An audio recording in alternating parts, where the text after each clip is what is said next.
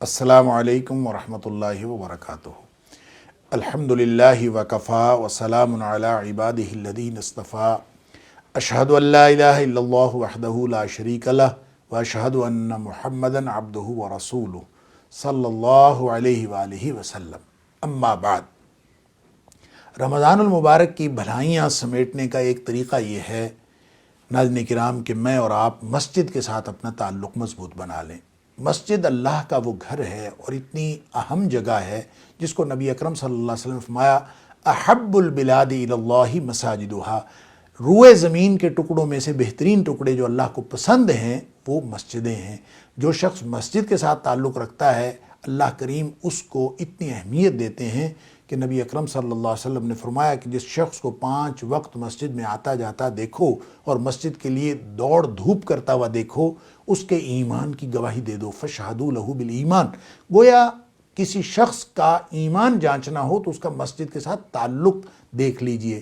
رمضان کا مہینہ اس تعلق کو مضبوط بنانے کے لیے اور مزید مضبوط بنانے کے لیے ہمیں ایک موقع عطا کرتا ہے۔ رات کو قیام جو قیام اللیل کہلاتا ہے وہ مسجد میں کیا جاتا ہے بالعموم، اور ہمارے ہاں اس کا باجماعت اہتمام حضرت عمر فاروق رضی اللہ تعالیٰ عنہ کے قائم کیے ہوئے طریقے کے مطابق جاری ہے۔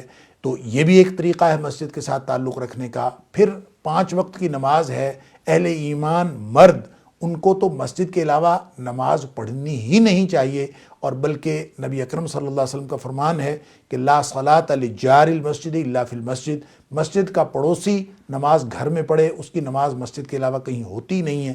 اس لیے کون سی ایسی جگہ ہے جہاں پہ مسجد ہمارے پڑوس میں موجود نہیں ہوتی، اور جہاں مسجد موجود نہیں ہے پڑوس میں اس کو تو شاید کوئی اس کا عذر مان لیا جائے، لیکن جو شخص مسجد کے پاس رہتا ہے اور مسجد اویلیبل ہے اس کو مسجد کے ساتھ تعلق قائم رکھنا چاہیے۔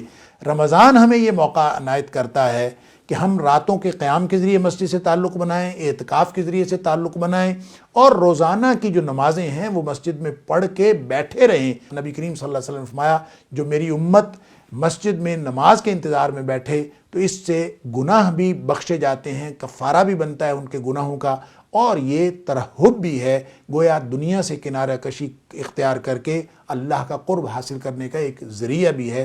لہٰذا رمضان میں مسجد کے ساتھ اپنے تعلق کو اتنا مضبوط کر لیجئے کہ جو غیر رمضان میں بھی باقی رہے، اور بقیہ جو 11 مہینے ہیں ان میں بھی ہم مسجد کے ساتھ تعلق رکھیں۔ اور یہ تعلق صرف مردوں کا نہیں ہے، عورتیں بھی اپنا تعلق مسجد کے ساتھ بنائیں، اور وہ جو کانگریگیشنل پریئرز ہیں جمعہ وغیرہ میں مسجد میں جائیں۔ نبی اکرم صلی اللہ علیہ وسلم کے دور میں بھی مسجد میں عورتیں آتی تھیں، اور آپ صلی اللہ علیہ وسلم کا فرمان ہے لا تمنعوا ایماء اللہ مساجد اللہ، جو خواتین مسجد میں آنا چاہتی ہیں اللہ کی بندیوں کو مسجدوں میں آنے سے نہ روکو۔ لہٰذا مردوں کے لیے بھی اور عورتوں کے لیے بھی ہم سب کے لیے موقع ہے کہ رمضان میں ہم مسجد کے ساتھ اپنا تعلق اتنا مضبوط بنا لیں جو باقی پوری زندگی بھی جاری رہے۔ اللہ تعالیٰ مجھے اور آپ کو اس بات کی توفیق عطا فرمائے۔ السلام علیکم ورحمۃ اللہ وبرکاتہ۔